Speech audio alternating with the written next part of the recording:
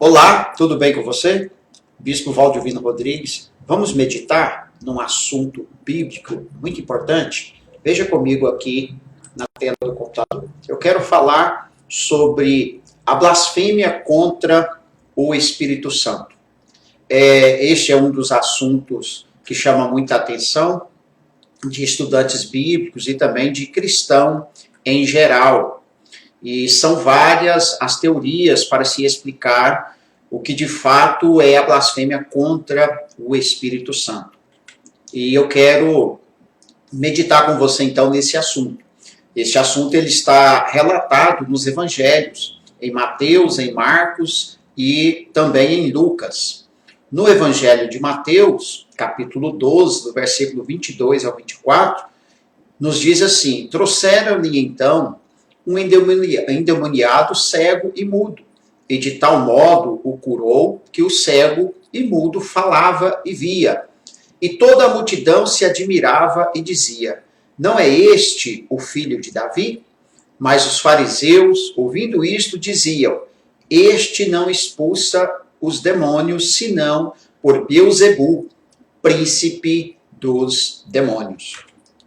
Pois bem, nós temos aqui então no contexto em Mateus, que Jesus ele está sendo acusado de expulsar demônios por Beelzebu, que era conhecido como o maioral dos demônios. E eu quero apresentar aqui as três principais interpretações acerca deste assunto, que diz: a blasfêmia seria então atribuir ao diabo aquilo que estava sendo feito por Jesus. E nesse contexto, seria então expulsar demônios. Essa é a interpretação mais conhecida também. A blasfêmia contra o Espírito Santo seria atribuir a Jesus, ao demônio, melhor dizendo, aos demônios, algo realizado por Deus ou por Jesus. A segunda seria a apostasia, que blasfêmia seria um pecado consciente ou voluntário. Porém, há uma grande dificuldade nessa segunda interpretação, porque qual seria então o pecado? Qual seria esse pecado voluntário? Uma vez que a palavra apostasia, ela significa afastamento. Ela pode ser também, ela é reconhecida teologicamente como desviar. Então, ela é um afastamento daquele que já está afastado mesmo, ou um afastamento daquele que já conhecia e depois se afastou. E nós temos ainda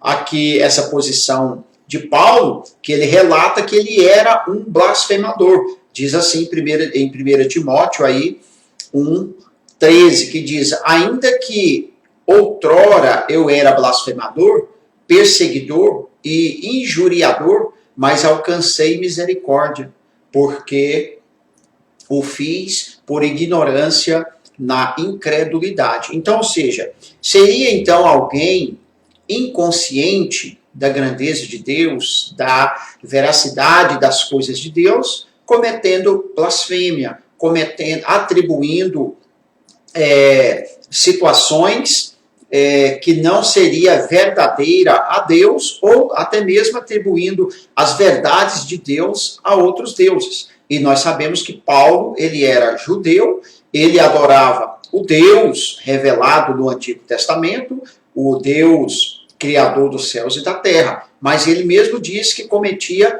blasfêmia, que ele era um blasfemador. Então, a palavra blasfêmia também, ela tem diversos significados, vai depender do seu contexto. Mas aqui nós estamos falando sobre a blasfêmia contra o Espírito Santo. O que seria então essa blasfêmia contra o Espírito Santo que não terá perdão? Que foi isso que Jesus disse ali no contexto de Mateus que nós lemos. E a interpretação que eu julgo ser a mais coerente com o contexto teológico e canônico, ou seja, quando nós interpretamos que o Espírito Santo, ele O pecado contra o Espírito Santo não tem perdão, mas o pecado contra Deus tem perdão. O pecado contra Jesus tem perdão. Nós precisamos fazer uma análise canônico. E o que seria, então, uma análise canônico, ou uma análise teológico também? Significa que a Bíblia nos apresenta um Deus que, em sua essência, ele é trino. Então, nós temos a triunidade de Deus, Deus Pai, Deus Filho, Deus Espírito Santo. Então, em essência, o Espírito Santo é o mesmo Deus. Em essência, o Cristo, né, encarnado é o mesmo Deus. Então, não há diferença. Aqui nós encontramos, então, dentro da economia de Deus, do plano da salvação que Deus estabeleceu, o Pai planejou, o Filho ofertou, o Espírito Santo, então, aplica essa salvação. Quando no plano da salvação, e não da essência de Deus, alguém rejeita esse convite, no sentido da obra salvadora aplicada pelo Espírito, então não tem perdão para ele.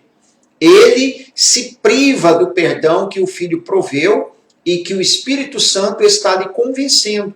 Por isso ele não tem perdão.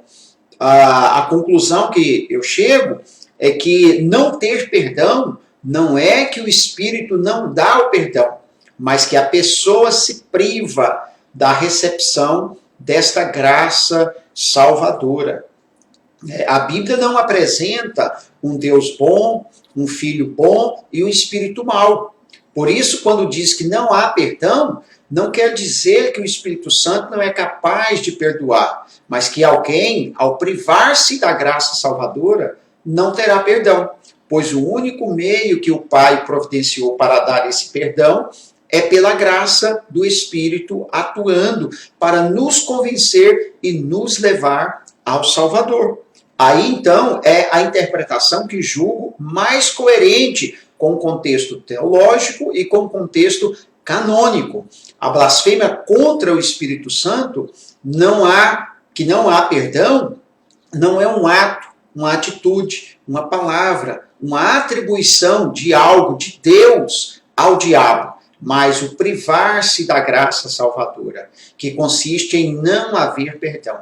Quando alguém rejeita a oferta do Espírito Santo, nós estamos vivendo na dispensação em que o Espírito Santo é o agente que atua para nos convencer, para nos levar à salvação. Uma vez, então, essa pessoa rejeita esta oportunidade, então não haverá perdão para ele. Não há outro que possa oferecer esse perdão. Não haverá outra oportunidade, nem aqui e nem no porvir. Então, a blasfêmia contra o Espírito Santo é a rejeição do plano salvador de Deus. Não é um ato, não é uma atitude, e não é ocasionada pelo Espírito Santo, mas a própria pessoa, privando-se da graça de Deus, rejeita esse plano de salvação. Deus te abençoe, em nome de Jesus.